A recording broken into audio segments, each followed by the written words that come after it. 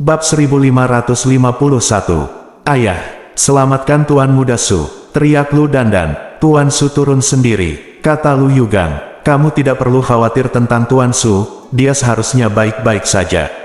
Tuan Su memiliki latar belakang yang luar biasa, dia bukan orang biasa. Kata Tuan Ba. Tuan Ba, apakah Anda melihat sesuatu? Lu Yugang bertanya dengan rasa ingin tahu. Tuan Ba ini adalah orang kepercayaan Lu Yugang, dan dia harus menanyakan banyak hal kepadanya. Tuan Muda Su pasti memiliki latar belakang yang mencengangkan. Tapi saya tidak bisa menyimpulkan asal spesifiknya. Kata Tuan Ba, dulu saya menyimpulkannya secara diam-diam, tetapi ada hukum yang sangat menakutkan yang mencegah deduksi saya, yang hampir menyakiti saya. Saya tidak berani menyimpulkan Tuan Su lagi. Tuan Ba menghela nafas. Sangat tidak mudah bagi Tuan Su untuk menjadi naga dan burung phoenix. Karena dia berani melompat dari laut yang tak terbatas, dia pasti sudah familiar dengan wilayah laut ini. Kalau tidak, dia tidak akan melakukan tindakan sembrono. Lupakan saja, kita tidak perlu khawatir tentang dia, ayo cepat waktu pergi ke Pulau Cangwu. Kata Lu Yugang, gemuruh. Saat dia berbicara, tentakel besar lainnya menonjol dari air laut terdekat, dan menghantam kapal perusahaan perdagangan Sifang seperti kilat. Ayo kita lakukan bersama. Lu Yugang meraung, mengeluarkan tombak perak panjang, dan menusuk tentakel itu. Dengan keras, tentakel itu tertusuk, dan darah menyembur keluar seperti air mancur, terus-menerus jatuh, langsung mewarnai permukaan laut menjadi merah.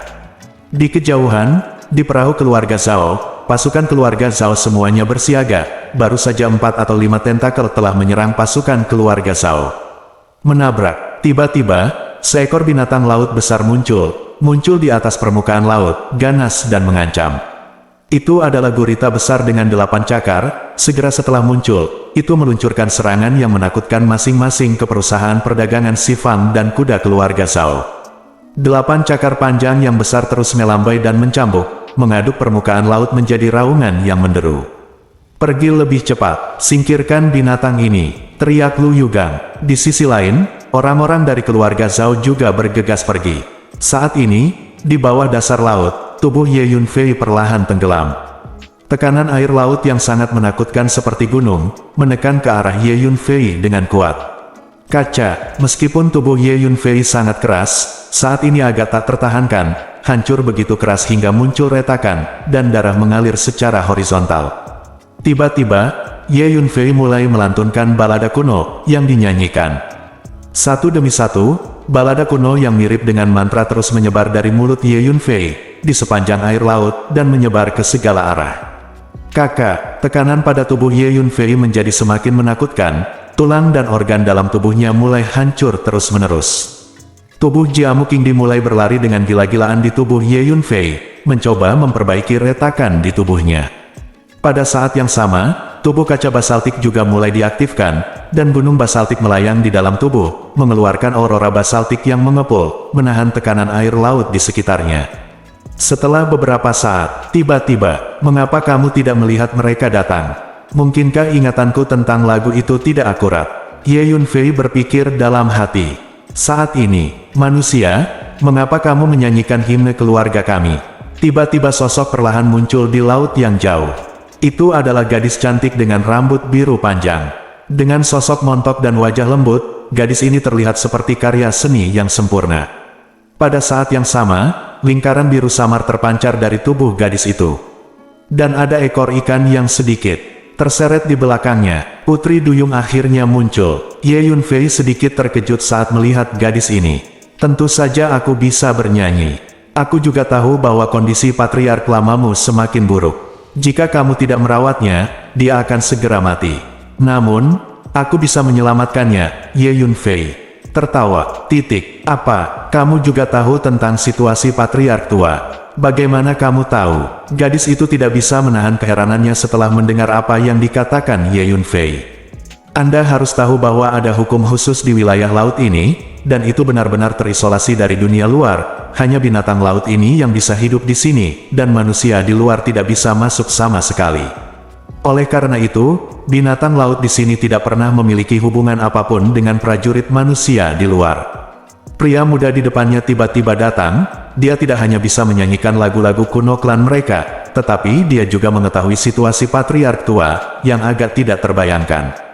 Manusia, bagaimana kamu tahu situasi keluarga kita? Seorang pria bertubuh kekar dengan rambut biru panjang muncul di kejauhan, dan ada ekor ikan yang samar di belakangnya, terus bergoyang.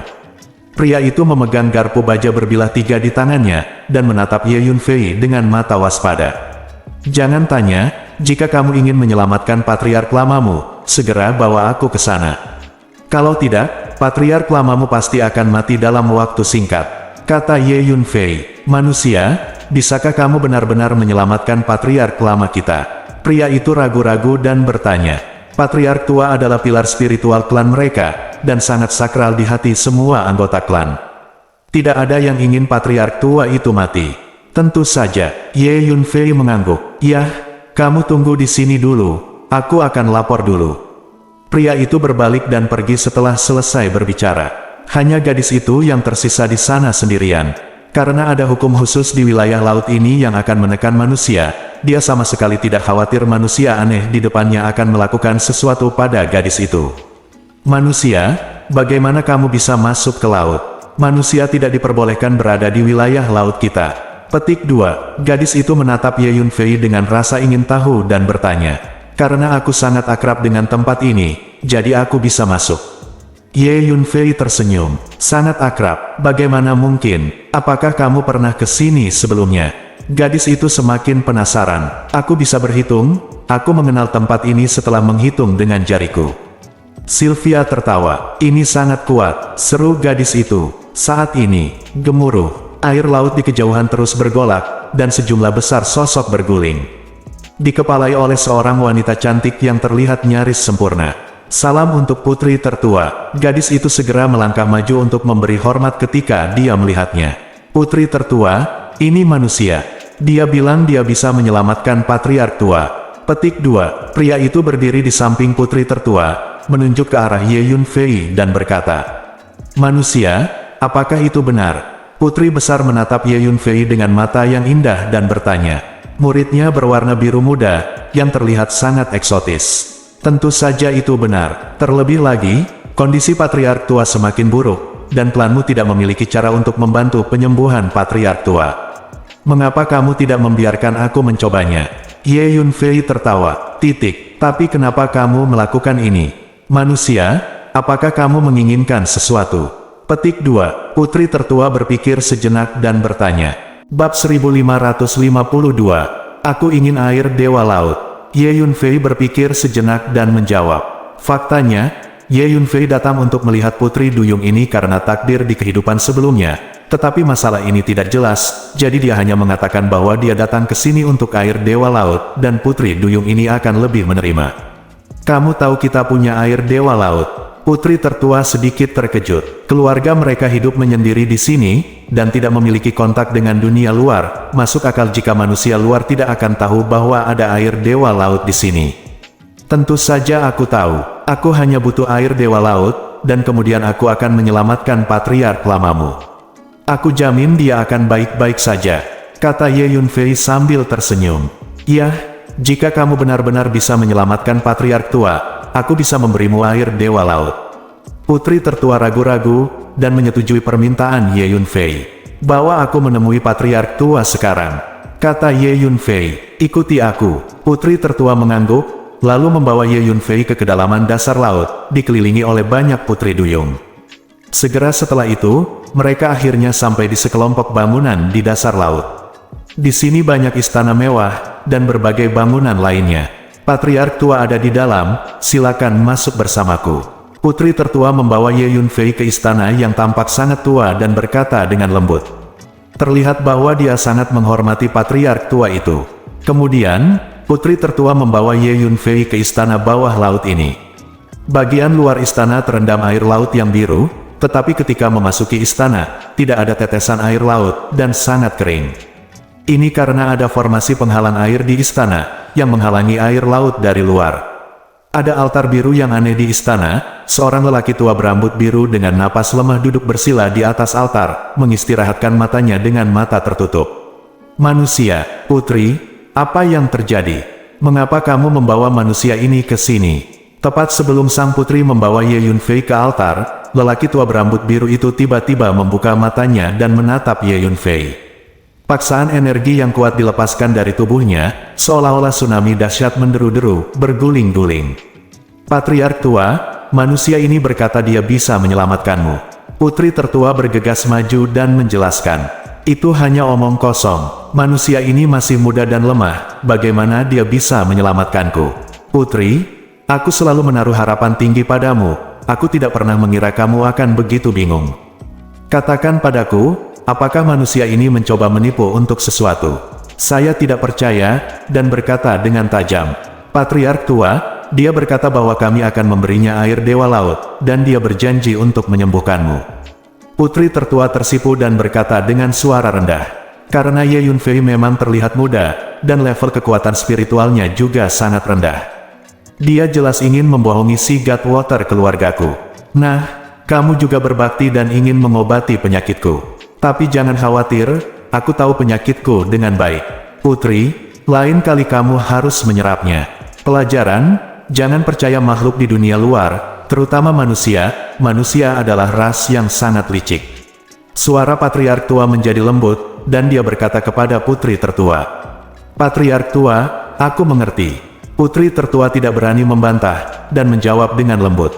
Manusia, karena kamu memiliki kemampuan untuk memasuki wilayah laut ini, dan kamu juga tahu bahwa keluarga kami memiliki air dewa laut, kamu harus memiliki latar belakang yang kuat, dan aku tidak akan mempermalukan kamu.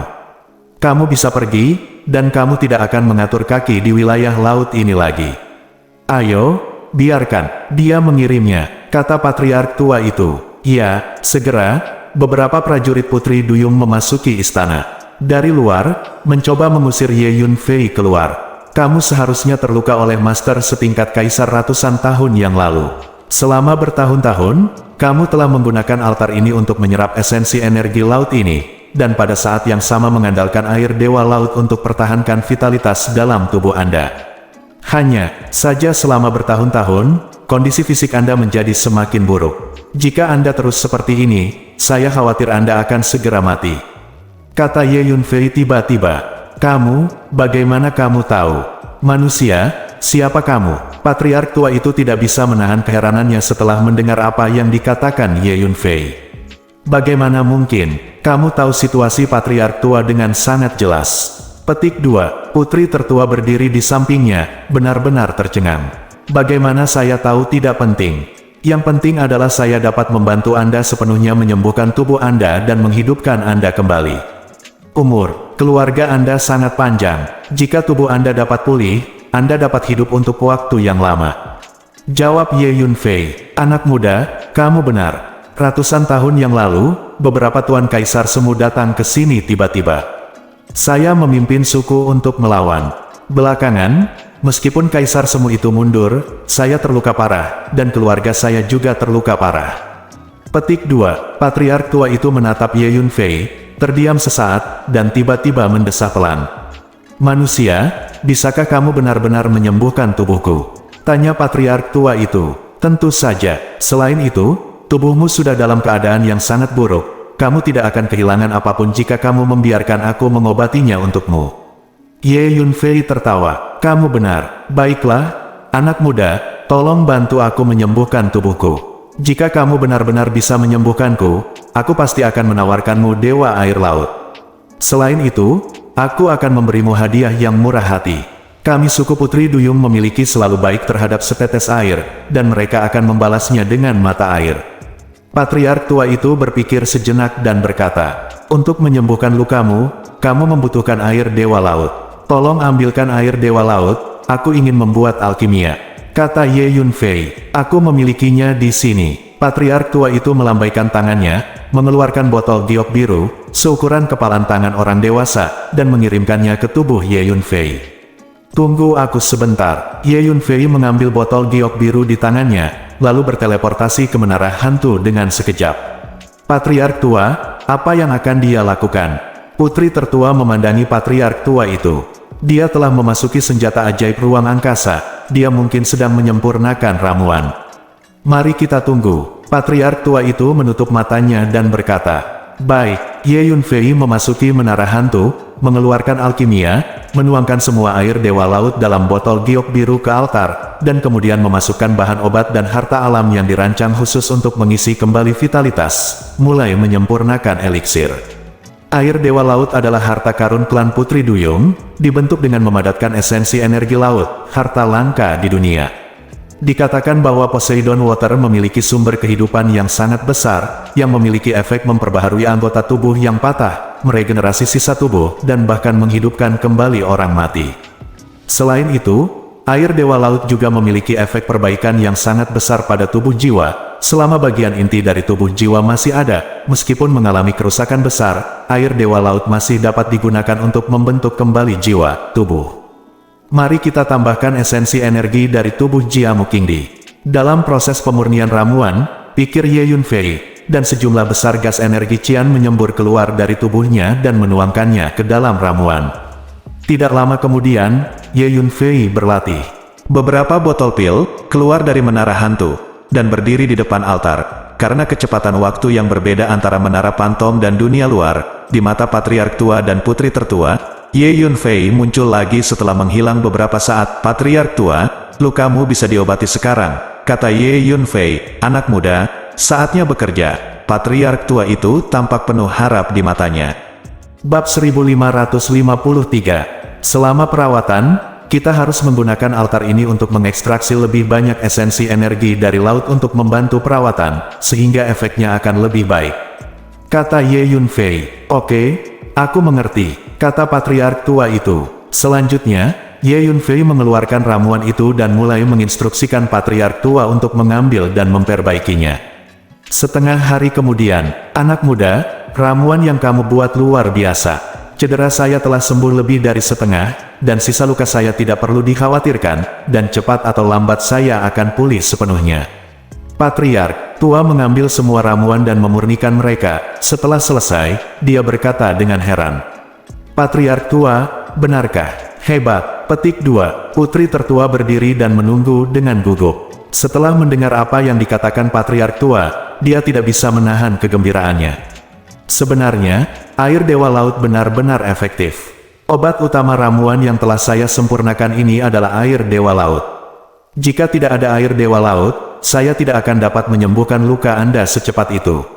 Ye Yunfei tertawa. Air dewa laut adalah obat utama. Tapi saya telah minum banyak air dewa laut selama bertahun-tahun.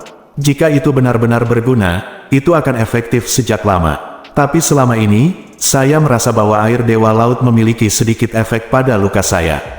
Patriark Tua dia terkejut dan berkata, bukannya air dewa laut tidak berguna, tetapi kamu tidak dapat menyerapnya. Vitalitas tubuhmu sangat lemah, dan semakin membusuk. Mengambil air dewa laut dalam situasi ini seperti menuangkan air dewa laut pada sepotong kayu busuk tak bernyawa, tidak banyak pengaruhnya. Setengah dari bahan ramuan yang telah saya sempurnakan adalah untuk memandu air dewa laut ke dalam tubuh Anda dan mempromosikan integrasi air dewa laut dengan vitalitas tubuh Anda. Petik 2. Ye Yunfei menjelaskan, begitu, anak muda, saya tidak pernah mengira Anda akan memiliki wawasan seperti itu di usia yang begitu muda, saya sangat yakin. Anak muda, Anda adalah dermawan saya, terimalah ibadah saya. Petik 2. Patriark Tua itu berdiri dan ingin memberi hormat kepada Ye Yunfei. Sama-sama, Patriark Tua. Sebenarnya, saya datang ke sini khusus karena takdir pertemuan saya dengan Anda suku Putri Duyung, untuk membantu Patriark Tua menyembuhkan penyakitnya. Saya bilang begitu, apakah Anda percaya atau tidak?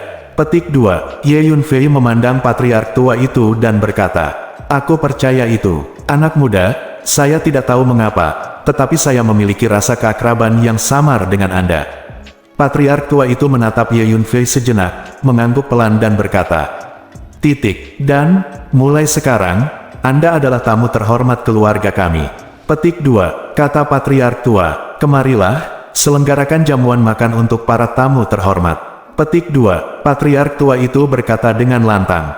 Tidak lama kemudian, di istana lain, sejumlah besar klan Putri Duyung berkumpul dan mengadakan perjamuan besar untuk merayakan kesembuhan Patriark Tua dan pada saat yang sama menyambut para tamu terhormat.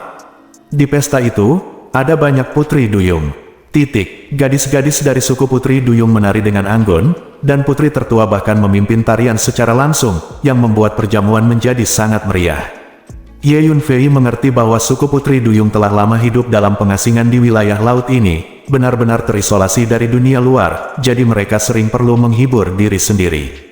Laporkan Patriark Tua, semakin banyak orang asing memasuki lautan luas, dan mereka semua menuju Pulau Tengah. Petik 2. Selama perjamuan, seorang anggota klan bergegas melapor ke Patriark Tua. Aku mengerti. Patriark Tua itu mengangguk. Anak muda, kamu juga di sini untuk peti mati ke-9. Patriark Tua itu terdiam sesaat, dan bertanya pada Ye Yunfei. Ya, saya memang datang ke sini untuk peti mati abadi ke-9.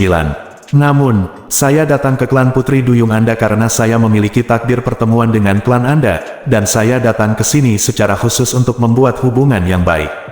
Jawab Ye Yunfei, aku mengerti. Patriark Tua itu mengangguk. Kamu juga harus merencanakan untuk mengunjungi Pulau Tengah. Patriark Tua itu bertanya lagi. Ya, Ye Yunfei mengangguk. Tanpa diduga, peti mati abadi ke-9 akan lahir di lautan luas. Pantas saja ada begitu banyak orang kuat di sini. Lupakan saja, anak muda, biarkan aku pergi ke Pulau Tengah bersamamu. Dikatakan bahwa peti mati abadi ke-9 berisi takdir kaisar dan bahkan takdir abadi. Aku juga ingin melihatnya, kata Patriark Tua sambil menghela nafas. Ya, dengan perusahaan Patriark Tua, akan jauh lebih aman di wilayah laut ini. Ye Yunfei tertawa, ada banyak bahaya di lautan luas ini, tetapi ditujukan untuk makhluk asing. Orang-orang dari klan Putri Duyung dapat bergerak bebas di wilayah laut ini dan tidak akan menderita serangan apapun. Di air laut, Putri Duyung kita memang sangat aman, tapi begitu kita sampai di Pulau Tengah, situasinya berbeda. Kami para Putri Duyung juga akan menghadapi berbagai serangan saat kami mendarat di Pulau Tengah, sama seperti makhluk asing itu. Petik 2, kata Patriark Tua itu. Aku tahu. Tugas Putri Duyung Anda adalah menjaga wilayah laut ini, yang setara dengan menjadi penjaga kuburan. Petik 2. Ye Yunfei mengangguk. Anak muda, bagaimana kamu tahu itu? Petik 2. Patriark Tua tidak bisa menahan keterkejutannya saat mendengar apa yang dikatakan Ye Yunfei. Alasan, mengapa Putri Duyung hidup mengasingkan diri di wilayah laut misterius ini memang untuk menjaga makam. Ini adalah tugas ras Putri Duyung selama beberapa generasi di suatu tempat di wilayah laut ini. Ada sebuah makam besar di dasar laut, yang disebut makam peri oleh Putri Duyung. Ada pepatah yang diturunkan dari generasi ke generasi Putri Duyung bahwa Putri Duyung di wilayah laut ini ada untuk makam peri itu. Tapi, ini adalah inti dari rahasia Putri Duyung. Sekarang ada seorang manusia muda yang memahaminya dengan sangat baik. Kataku, aku memiliki takdir pertemuan dengan kalian Putri Duyung. Aku tahu banyak tentang kalian Putri Duyung. Patriark Tua, Anda tidak perlu meragukan saya sama sekali tidak memiliki niat jahat terhadap Anda klan Putri Duyung. Anda dapat yakin tentang hal ini. Ye Yunfei tertawa, sepertinya anak muda, kamu benar-benar memiliki takdir dengan klan Putri Duyung kita. Patriark Tua itu menghela nafas, dia mulai semakin mempercayai kata-kata Ye Yunfei. Ini adalah hadiahmu karena membantuku menyembuhkan penyakitku. Terimalah. Petik 2. Patriark Tua mengeluarkan cincin luar angkasa dan mengirimkannya ke Ye Yunfei. Isinya lebih dari 100 botol batu giok biru, yang masing-masing diisi dengan air dewa laut.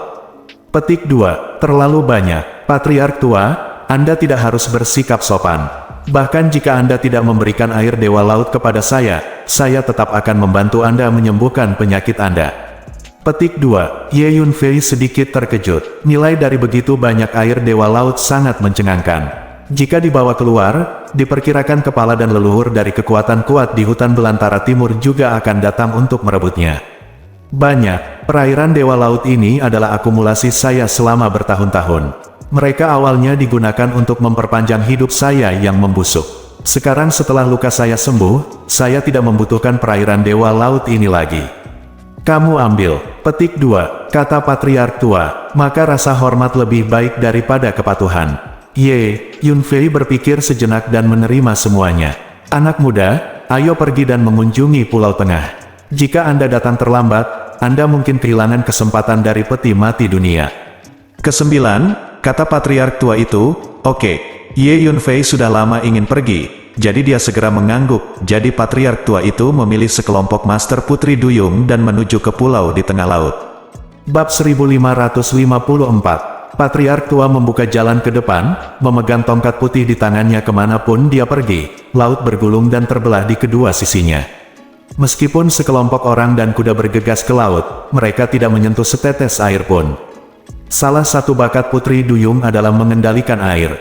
Tiba-tiba, Ye Yunfei menyipitkan pandangannya, dan melihat sebuah makam besar di dasar laut di depannya, seperti mangkuk laut besar yang terbalik di dasar laut. Makam raksasa ini sangat besar sehingga berdiri dengan tenang di dasar laut, memungkinkan orang untuk melihatnya dari jauh. Semuanya sujud ke makam peri bersama-sama. Patriark tua itu berteriak dengan suara rendah, memimpin dan berlutut ke makam peri, dan mulai bersujud. Putri duyung lainnya juga berlutut bersama patriark tua itu. Makam besar ini adalah makam peri yang dijaga oleh klan putri duyung selama beberapa generasi. Selama anggota klan putri duyung melewati atau melihat makam peri ini, mereka harus sujud. Ye Yunfei melepaskan kekuatan jiwanya dan merasakannya ke arah makam besar. Gemuruh. Tiba-tiba, paksaan yang sangat menakutkan berguling, dan sebagian besar air laut langsung menguap dan berubah menjadi ketiadaan. Rasa bahaya yang besar membuncah di hati Ye Yunfei. Tidak bagus. Ye Yunfei tahu bahwa persepsinya barusan yang membuat marah makam besar ini. Ye Yunfei tahu di dalam hatinya bahwa dengan kekuatannya saat ini, dia tidak bisa menjadi lawan dari makam raksasa ini, dan dia mungkin akan musnah dalam sekejap. Karena, setelah Ye Yunfei menjadi kaisar surga di kehidupan sebelumnya, dia juga kembali untuk menyerang makam peri ini, tetapi pada akhirnya dia tidak dapat membobolnya. Ye Yunfei sedikit skeptis bahwa pemilik makam peri ini mungkin benar-benar peri. Saat ini, dengan tergesa-gesa, Ye Yunfei hendak berbalik dan pergi. Tolong tenangkan yang abadi, tolong tenangkan yang abadi. Putra manusia ini tidak bermaksud menyinggung. Dia adalah teman saya. Pada saat ini, patriark tua itu juga menemukan paksaan mengerikan yang dilepaskan oleh makam peri. Wajahnya menjadi pucat karena ketakutan, dan dia terus berteriak dengan keras. Orang-orang, putri duyung itu juga mengikuti orang tua itu, memohon belas kasihan dengan keras. Ye Yunfei bertemu dengan putri duyung itu. Orang-orang bergerak, menghela nafas lega, dan berdiri diam. Putri duyung ini adalah penjaga makam, dan makam peri dapat memahami doa mereka. Benar saja, permohonan putri duyung ini berhasil. Paksaan yang dilepaskan oleh makam raksasa, dan segera menghilang. Anak muda, yang abadi tidak boleh tersinggung, jika tidak, konsekuensinya akan sangat serius. Tuan Kuasi Kaisar yang melukaiku saat itu dihukum karena memprovokasi makam peri ini, dan salah satu dari mereka hampir jatuh. Kalau tidak, dengan kekuatan klan putri duyung saya, tidak mungkin untuk mengalahkan Tuan Kuasi Kaisar itu. Patriark tua memandang Ye Yunfei dan berkata dengan suara dengan arti peringatan. Dia secara alami tahu bahwa alasan mengapa makam peri tiba-tiba melepaskan paksaan energi barusan adalah karena Ye Yunfei mencoba memahaminya. Saya mengerti. Petik 2. Ye Yunfei mengangguk. Selanjutnya, di bawah kepemimpinan patriark tua, dia terus menuju ke tengah laut.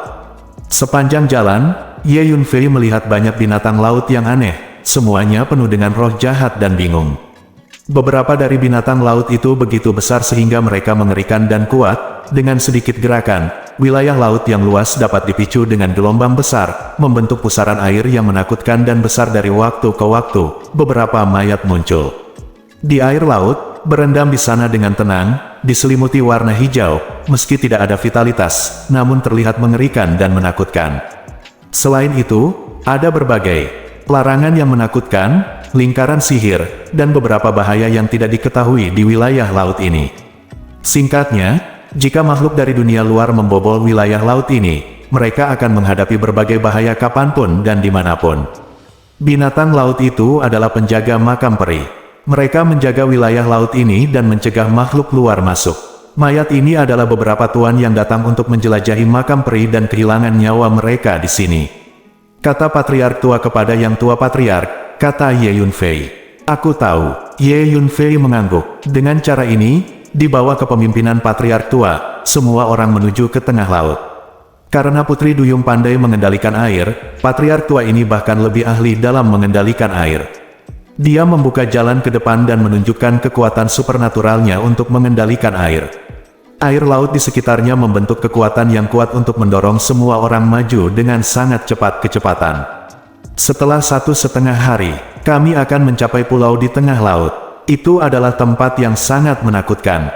Meskipun Putri Duyung kami dapat melakukan perjalanan tanpa hambatan di wilayah laut ini, begitu kami mendarat di pulau tengah, kami tidak akan terlindungi. Kami tidak jauh berbeda dari makhluk di luar. Jadi, semuanya, hati-hati, mengerti? Kata patriark tua itu dengan sungguh-sungguh kepada Putri Duyung. Kami mengerti. Para Putri Duyung menjawab serempak. Kemudian, patriark tua membawa semua orang keluar dari laut. Benar saja, di kejauhan pertemuan air dan langit, ada pulau besar dan luas berdiri di tengah laut, yang bisa dilihat dari kejauhan. Pulau Canggu. Saat ini terlihat banyak kapal di laut menuju Pulau Canggu. Lihat, Pulau Canggu, kami akan segera sampai. Hebat. Akhirnya kita mendarat. Area laut ini terlalu berbahaya. Kami menemui begitu banyak bahaya di sepanjang jalan. Untungnya, akhirnya kami sampai dengan selamat. Ketika makhluk di atas kapal melihat Pulau Canggu, mereka semua memiliki semacam perasaan menangis bahagia. Karena mereka menghadapi banyak krisis yang mengerikan di sepanjang jalan, dan banyak teman di sekitar mereka kehilangan nyawa karena hal ini. Sekarang setelah mereka akhirnya melihat Pulau Canggu, mereka tentu saja sangat bersemangat. Lihat, mereka tidak membutuhkan perahu, dan mereka bisa berjalan di laut. Bagaimana mereka bisa melakukannya? Tiba-tiba, banyak orang melihat Ye Yunfei dan rombongannya, dan mereka benar-benar terpana. Pada saat ini, Ye Yunfei dan orang-orang dari klan Putri Duyung berada di permukaan laut, mengendarai air dan berguling ke depan. Mereka adalah binatang laut, teriak seorang lelaki tua di salah satu kapal. Binatang laut di wilayah laut ini sangat berbahaya, lebih baik jangan memprovokasi mereka, ayo pergi. Teriak seseorang. Sepanjang jalan, mereka diserang oleh berbagai binatang laut dari waktu ke waktu, dan mereka sudah ketakutan. Tidak, lihat, ada manusia. Kelihatannya sangat akrab. Sepertinya Su Fei, kakak senior dari Sekte Ziwei. Aku melihatnya bersama Lu Yugang dari perusahaan perdagangan Sifang di pantai.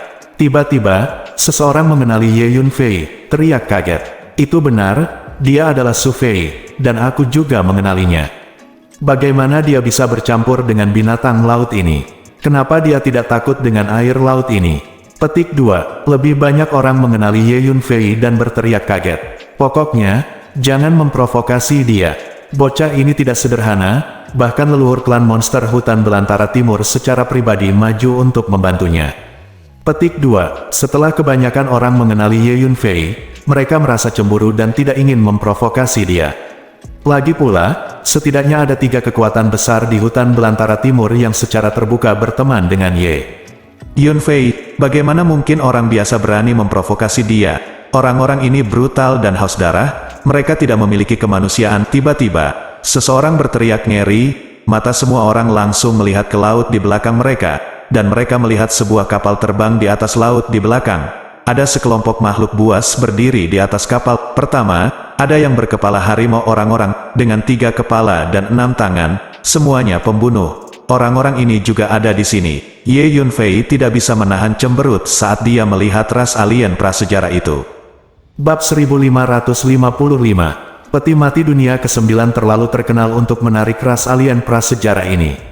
Para penguasa dari hutan belantara timur itu melihat penampakan ras alien di hutan belantara, dan masing-masing dari mereka ketakutan dan maju dengan seluruh kekuatan mereka. Karena beberapa waktu yang lalu di daerah penambangan kuno Beihan, banyak penguasa kekuatan besar mati di tangan ras alien liar ini. Bisa dikatakan reputasi pembunuh ras alien liar ini telah menyebar ke seluruh wilderness timur.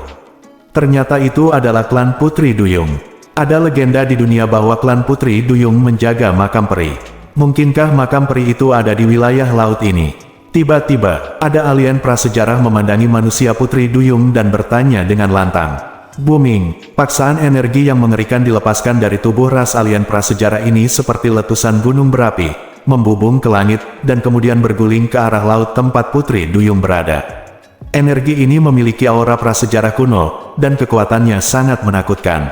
Terlihat dengan mata telanjang bahwa laut tempat Putri Duyung berada sangat tertekan. Harus dikatakan bahwa kekuatan ras alien prasejarah ini menakutkan, dan dia dapat membunuh orang dari kejauhan dengan satu pikiran. Hanya saja pada saat berikutnya, kekuatan pantulan yang kuat lahir dari air laut, menyerang balik dengan ganas, dan dengan keras menabrak kapal tempat ras alien prasejarah berada. Ras alien prasejarah itu semuanya terkejut, dan mereka menembak dan melepaskan satu demi satu, menyerang dengan energi yang kuat satu demi satu, melawan. "Jangan tembak, ada hal-hal aneh di wilayah laut ini," kata ras alien prasejarah lain di sebelahnya. "Huff. Kalian para putri duyung, dengarkan aku. Sebaiknya kalian memberitahuku lokasi makam peri dengan patuh, dan bawa kami menjelajah. Jika tidak, cepat atau lambat aku akan memusnahkan keluargamu." Dengan mendengus, katanya, mengancam, "Hanya mengandalkanmu, kamu tidak memiliki kemampuan untuk menghancurkan klanku." Patriark tua itu tersenyum dingin, menunjukkan ekspresi menghina. Meskipun kekuatan ras alien prasejarah ini sangat kuat, bahkan jika master setingkat kaisar datang, mereka tidak akan dapat menghancurkan ras putri duyung. Bahkan jika master setingkat kaisar datang ke sini, mereka tidak akan melakukan apa-apa dengan ras putri duyung ini. Karena putri duyung ini adalah penjaga makam peri itu dan dilindungi oleh makam peri itu. Kalau begitu kita lihat saja, alien prasejarah itu memiliki tatapan tajam di matanya. "Ayo cepat mendarat di pulau," kata alien prasejarah lain di sebelahnya. Kemudian ras alien prasejarah itu mendesak perahu untuk bergerak maju dengan kecepatan penuh. Dukun, pada saat ini, tangisan aneh dan sedih datang dari area laut di belakang, dan samar-samar, gelombang nafas jahat datang dari jauh. Monyet Flying Yin itu juga ada di sini. Ye Yunfei tidak bisa menahan diri untuk tidak mengubah wajahnya ketika dia mendengar tangisan jahat ini, dan segera tahu bahwa monyet Flying Yin akan datang. Ye Yunfei mengerti bahwa dia telah mengambil benda suci dari monyet Yin terbang ini, dan mereka pasti akan melacak keberadaannya di mana-mana. "Anak muda, kita akan pergi ke pulau. Pulau ini sangat berbahaya, kita harus berhati-hati." Petik 2. Pada saat ini, sebelum tiba di Pulau Camlu, Patriark tua itu berkata kepada Ye Yunfei.